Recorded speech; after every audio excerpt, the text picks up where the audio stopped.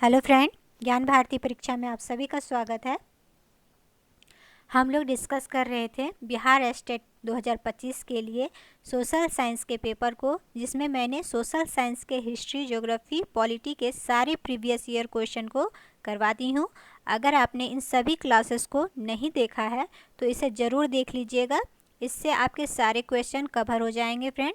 और आज के क्लास में मैं आपके लिए हिस्ट्री के कुछ इम्पॉर्टेंट क्वेश्चन लेकर आई हूँ, तो उसे आज देख लीजिए ताकि आपकी एग्ज़ाम में आपको हेल्प मिल सके। ठीक है, तो देखते हैं आज का पहला क्वेश्चन। अमेरिका में कुल कितने उपनिवेश थे? तो अमेरिका में कितनी कॉलोनीज थी? तो 13 कॉलोनीज थी। ठीक है, ब्रिटेन के द्वारा वहाँ पे कॉलोनीज बनाई गई थी, जिसमें पहला था जॉर्ज टाउन, वर्जीनिया में जॉर्ज टाउन था। वर्जीनिया जो शहर था वहाँ पे तंबाकू की खेती बहुत अच्छी होती थी, इसके लिए वो फेमस था। ठीक है, इसके अलावा आपको new Hampshire, Massachusetts, New York, new Jersey, Delaware, Maryland, इस तरह से कुल 13 बस्तियाँ वहाँ पे बसाई गई थी। ठीक है, तो इसका आंसर हो गया ऑप्शन सी। कितने हैं उपनिवेश? 13 उपनिवेश है। अगला देखते हैं। अगला है, निम्नलिखित कथनों पर विचार कीजिए। 1774 में लुई 16 फ्रांस की गद्दी पर बैठा, ये बात सही है। उसका संबंध हैब्सबर्ग वंश से था, तो ये गलत हो जाएगा, क्योंकि हैब्सबर्ग वंश था फ्रेंड ऑस्ट्रिया और हंगरी साम्राज्य से रिलेटेड था। ये ऑस्ट्रिया हंगरी जो साम्राज्य था उसमें क्या था? हैब्सबर्ग वंश था। ठीक है, जबकि लुई 16वां जो था वो बुर्बो वंश से रिलेटेड था।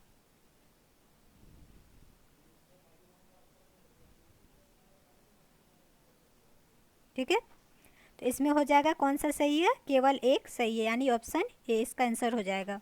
अगला देखते हैं। फ्रांस की मुद्रा का क्या नाम था? तो फ्रांस की मुद्रा का क्या नाम था? लिब्रे। क्या हो जाएगा? लिब्रे। लिब्रे क्या था? फ्रांस की मुद्रा थी। ठीक है, उसके बाद यहाँ पे है टाइथ। टाइथ एक धार्मिक कर है। ठीक है, इसे चर्च को देना पड़ता था धार्मिक कर के रूप में। किसान अपनी उपज का 1/10 हिस्सा कर के रूप में क्या करता था? पादरी को देता था। और टाइल्स हो गया, ये भी एक कर ही था, कर का प्रकार था। इसको नोबल्स को देना पड़ता था। जो नोबल्स थे उन्हें, जो सेकेंड स्टेट में आते थे, उन्हें देना पड़ता था। ठीक है, और स्टेट हो गया आपका यही कि कितने प्रकार से था वहाँ इसका समझ।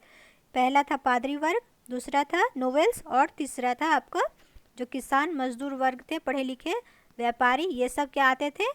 थर्ड स्टेट में आते थे। ठीक है, और लिब्रे को क्या हुआ था फ्रेंड? 1794 में इसको क्या किया गया था? बाद में इसे समाप्त कर दिया गया था, यहाँ की मुद्रा को। ठीक है, बंद हो गया था ये वाला। अगला देखते हैं। सप्तवर्षीय युद्ध का समय क्या था? तो सप्तवर्षीय युद्ध कब हुआ था? यह हुआ था 1756 से 1763 के बीच में। ये 7 वर्षों का युद्ध था। ये हुआ था फ्रेंड ब्रिटेन और फ्रांस के बीच में।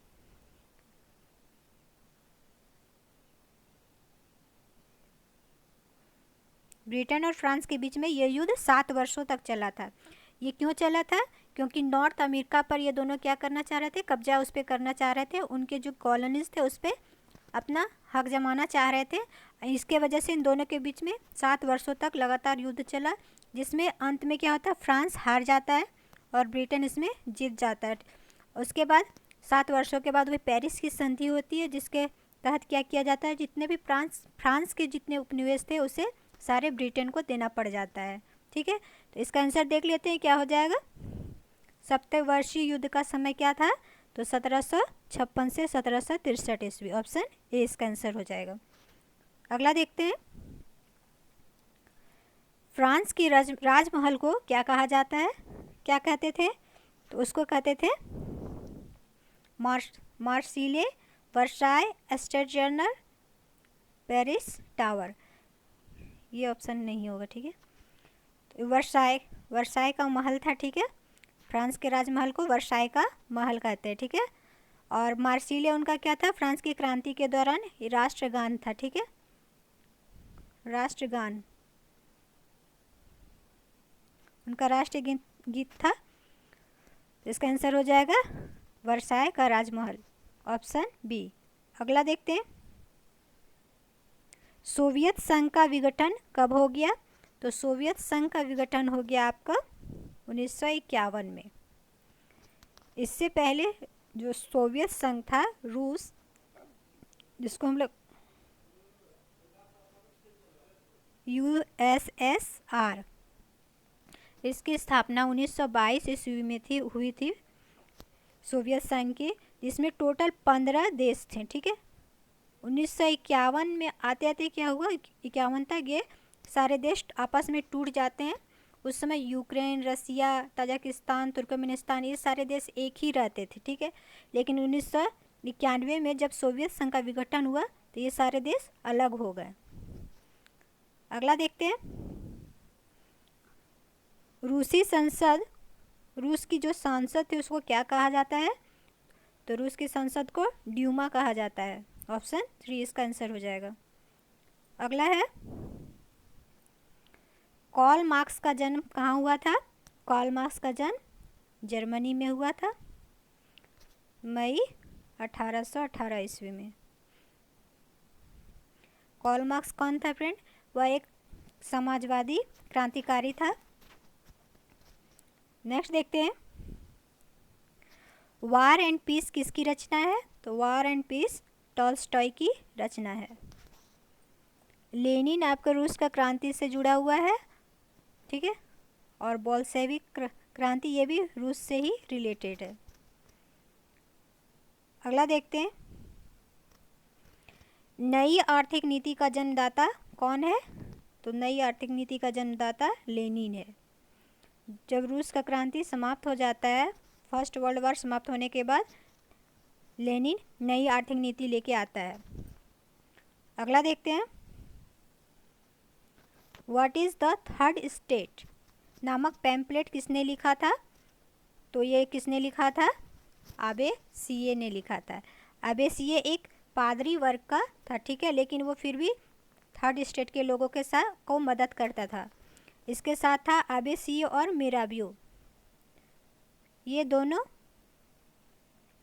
थर्ड स्टेट के लोगों को मदद किया था फ्रांस की क्रांति के दौरान। अगला देखते हैं, निम्नलिखित में से स्वतंत्रता, समानता एवं भातृत्व का नारा किसने दिया था? Who among the following gave the slogan liberty, equality and fraternity? तो ये किसने दिया था? ये दिया था रूसो ने। ये फ्रांस की क्रांति के दौरान ये नारा दिया गया था, ठीक है। अगला है, पहली महान क्रांति जिसमें अपने मूल शब्दों के साथ राष्ट्रवाद का स्पष्ट विचार दिया, स्वतंत्रता, समानता और बंधुत्व। तो ये कौन सी क्रांति से रिलेटेड है? तो ये फ्रांस की क्रांति से रिलेटेड है, ऑप्शन सी। नेक्स्ट है, किस स्थान पर यंग इटली नामक एक गुप्त क्रांतिकारी समाज की स्थापना की गई थी? तो यंग इटली और एक यंग यूरोप नामक दो संस्था बनाया गया था, ठीक है। तो यंग इटली का स्थापना हुआ था मार्सिले में, फ्रांस के मार्सिले शहर में हुआ था, इसका आंसर ऑप्शन ए हो जाएगा। और यंग यूरोप का स्थापना हुआ था स्विट्जरलैंड के बर्न शहर में हुआ था, जो मैजिनी के द्वारा किया गया था। अगला देखते हैं, निम्नलिखित में से कौन सा देश वियना की कांग्रेस में शामिल नहीं हुआ था? तो जब 1815 ईस्वी में नेपोलियन को हराकर वाटरलू के युद्ध में हरा दिया जाता है, उसके बाद क्या होती है, वियना का कांग्रेस सम्मेलन बुलाया जाता है। उस सम्मेलन में सभी बड़े बड़े देश शामिल हो जाते हैं, जैसे ब्रिटेन, रूस, प्रसा, ये सब देश उसमें शामिल होते हैं, लेकिन स्विट्जरलैंड इसमें नहीं रहता है। तो ऑप्शन डी इसका आंसर हो जाएगा। अगला है, जब फ्रांस छींकता है तो यूरोप को जुकाम हो जाता है, यह बात किसने कहा था? तो ये बात कहा था ड्यूक मेटरनिक ने, ये ऑस्ट्रिया का चांसलर था, ठीक है। मेटरनिक कौन था जहाँ एक क्या था, राष्ट्रवाद का विरोधी था, ठीक है। ड्यूक नहीं चाहता था कि फ्रांस की क्रांति का प्रभाव पूरे यूरोप तक पहुँचे, इसलिए उसने क्या किया, नेपोलियन को जब वाटरलू के युद्ध में 1815 में हराया, उसके बाद ऑस्ट्रिया, ब्रिटेन और रसिया ने मिलकर ये सब ने क्या किया, एक वियना कांग्रेस बनाई और उसमें वियना की संधि किया गया, जिसके द्वारा फ्रांस को बढ़ती शक्तियों को रोकने के लिए नए नए राज्य उसके सामने आसपास में बसा दिए गए थे। तो ठीक है, उसी समय उसने कहा था कि जब फ्रांस सीखता है तो शेष यूरोप को जुकाम हो जाती है। अगला देखते हैं, मेजनी का संबंध किस संगठन से है, तो मेजनी कार्बोनरी संस्था से रिलेटेड है। कार्बोनरी संस्था क्या थी फ्रेंड, एक गुप्तकारी संगठन था, ठीक है, जो गुप्त रूप से इटली के एकीकरण के लिए कार्य कर रहा था। अगला देखते हैं, गैरीबाल्डी किस पेशे से क्या था, तो गैरीबाल्डी पेशे से एक नाविक था। गैरीबाल्डी भी इटली के एकीकरण में बहुत इम्पोर्टेंट भूमिका निभाता है। अगला देखते हैं, जोल्वेराइन। जोल्वेराइन कैसी संस्था थी, तो जोल्वेराइन एक क्रांतिकारियों की संस्था थी, व्यापारियों की, विद्वानों की, ये पादरी सामंतों की संस्था थी। तो ये एक व्यापारियों की संस्था थी। इसमें क्या हुआ था कि जब नेपोलियन ने जब राजा बना था फ्रांस का, तो उसने 34 राष्ट्रों का क्या किया, एक समूह बनाया था। उस जर्मनी का जो लोग वहाँ पे उस समूह में जर्मनी भाषा बोलने वाले लोग रहते थे, छोटे छोटे राज्य थे। तो उन सभी राज्यों को क्या किया गया था, प्रशा की पहल पर उसे शुल्क मुक्त कर दिया गया था। उसे इसलिए उसको क्या बोलते हैं, शुल्क संघ, यानी कि जोल्वेराइन कहते हैं। तो वो व्यापारियों की एक संस्था थी। अगला देखते हैं, रक्त एवं लौह की नीति का अवलंबन किसने किया, तो रक्त और लौह की नीति ये किसके लिए कहा गया है, बिस्मार्क के लिए, जो जर्मनी के एकीकरण में अहम रोल निभाता है। अगला देखते हैं, सेडन जो 1870 में होता है, उसका युद्ध वो किसके किसके बीच में होता है, तो सेडन का युद्ध होता है आपका 1870 में फ्रांस और प्रशा के बीच में।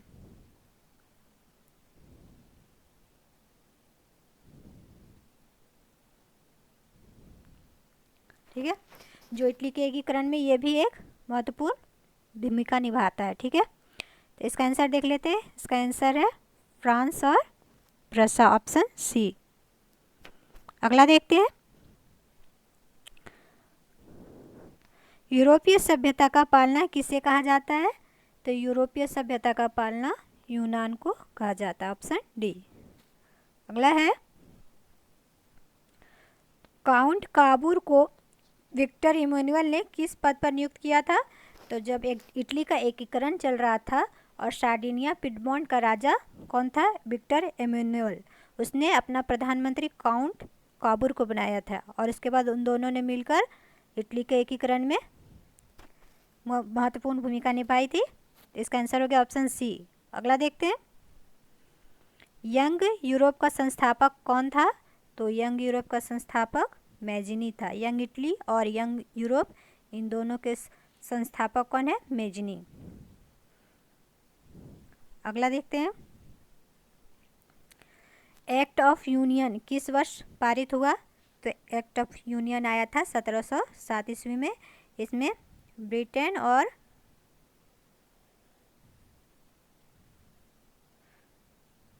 स्कॉटलैंड के बीच समझौता होता है।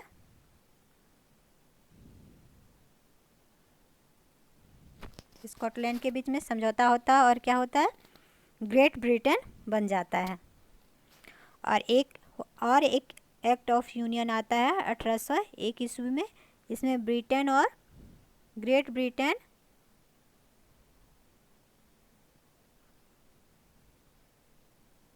प्लस आयरलैंड, इन दोनों के बीच में समझौता होता है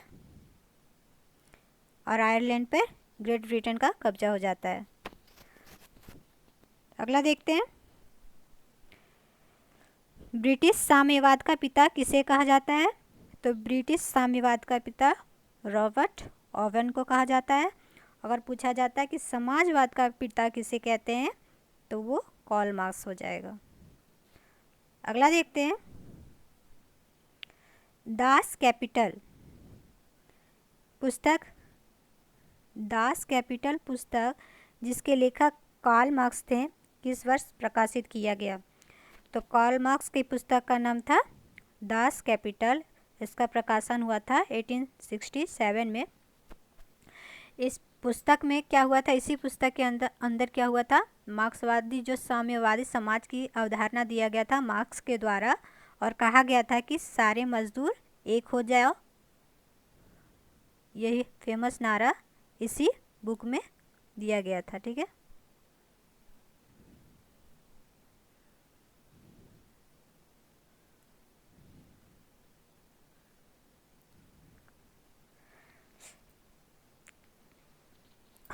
अगला देखते हैं। अगला है, रूस की क्रांति के समय वहाँ का शासक कौन था? तो रूस की जब क्रांति हो रही थी उस समय वहाँ का शासक था जार निकोलस सेकेंड। ऑप्शन देख लेते हैं, option D tsar Nicholas second. और उसकी क्रांति कब हुई थी? 1917 में। अगला है, रूसी इतिहास में निम्न में से किस क्रांति को खूनी रविवार के नाम से भी जाना जाता है? तब जब रूस में क्रांति हो रहा था तो उस समय क्या हुआ था, जो शुरू हो गया था, शुरू में 1905 में इस क्रांति को जब ये घटना घटी थी तो 1905 का समय था। उस समय क्या हुआ, फादर गैपोन जो वहाँ के थे व्यक्ति, उन्होंने जो नेतृत्व कर रहे थे, वो भीड़ लेकर वो पैलेस यानी कि जो राजा का महल है उधर, विंटर पैलेस, वहाँ के पैलेस का नाम था विंटर पैलेस। तो राजा के महल की ओर ये लोग बढ़ रहे थे, लेकिन उस भीड़ पर सैनिकों ने गोली चला दी थी, जिससे वो भीड़ में बहुत सारे लोग मारे गए थे। और वह रविवार का दिन था, इसलिए उसको क्या कहा गया, खूनी रविवार, ब्लडी संडे के नाम से जाना जाता है। तो ये 1905 की क्रांति को खूनी रविवार के नाम से जाना जाता है। अगला है, लेनिन ने अपने अप्रैल थीसिस द्वारा जो मांगे रखी थी उनमें निम्न में से कौन सी शामिल नहीं है? तो लेनिन के द्वारा फर्स्ट वर्ल्ड वॉर समाप्त होने के समय में, इससे पहले वो अपनी मांग रखता है कि कौन कौन सा मांग है, देख लेते हैं। युद्ध को समाप्त किया जाए, उद्योगों के मजदूरों के हवाले किया जाए, जमीन किसानों के हवाले किया जाए, बैंकों का राष्ट्रीयकरण किया जाए। तो युद्ध समाप्त किया जाए ये बात थी उसकी अप्रैल थीसिस में, जमीन किसानों के हवाले किया जाए और बैंकों का राष्ट्रीयकरण किया जाए, ये सारी बातें उसमें शामिल थी। लेकिन ये बात नहीं थी, ऑप्शन बी, उद्योगों को मजदूरों को हवाले किया जाए, ये बात उसमें नहीं लिखी थी। ठीक है, अगला देखते हैं, नेपोलियन बोनापार्ट ने स्वयं को फ्रांस का सम्राट किस वर्ष घोषित किया था? तो वो 1804 ईस्वी में फ्रांस का सम्राट बना था। इसका आंसर हो जाएगा 4। नेक्स्ट है, जर्मनी का एकीकरण कब पूरा हुआ? तो जर्मनी का एकीकरण पूरा हुआ 1871 में। अगला है, लाल कुर्ती का गठन किसने किया था? तो लाल कुर्ती का गठन किया था गैरीबॉल्डी ने। गैरीबॉल्डी, काउंट काबूर और विक्टर एमुनुअल सेकेंड, ये तीनों क्या थे, इटली के एकीकरण में महत्वपूर्ण भूमिका निभाने वाले थे। मैजिनी, तो मैजिनी संबंधित है आपका जर्मनी के एकीकरण से। बिस्मार्क जर्मनी के एकीकरण से संबंधित है। अब मैजिनी ने यंग इटली और यंग यूरोप की स्थापना करता है।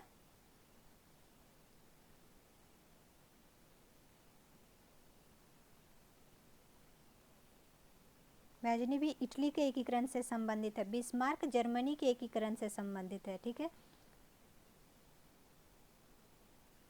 इसमें पूछा कि लाल कुर्ती का गठन किसने किया था?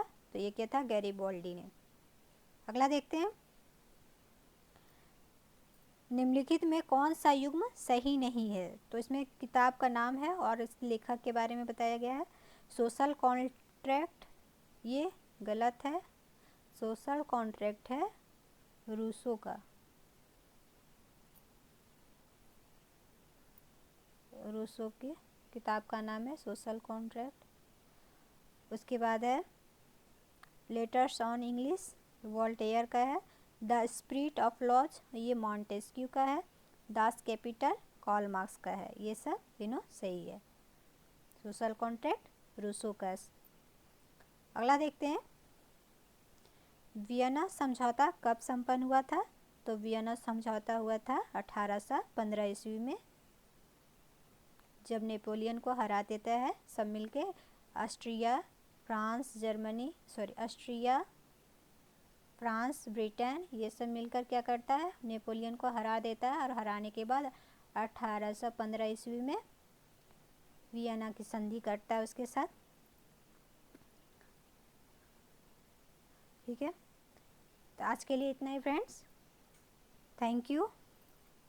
क्लास अच्छी लगे तो लाइक और शेयर कर दीजिएगा, चैनल को सब्सक्राइब कर लीजिएगा ताकि आपको आगे के क्लास मिल सके।